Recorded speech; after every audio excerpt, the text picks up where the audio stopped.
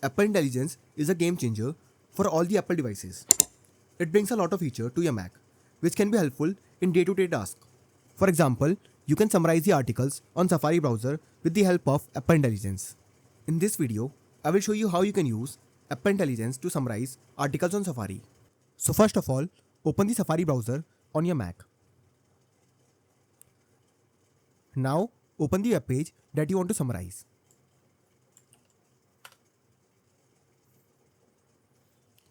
For example, I am using this web page.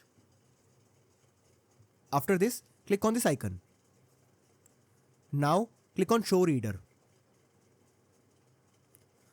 Now you will see the Summarize button. Click on it. Now the summary of the web page will appear. Now this feature works for all the web pages that you open on the Safari browser.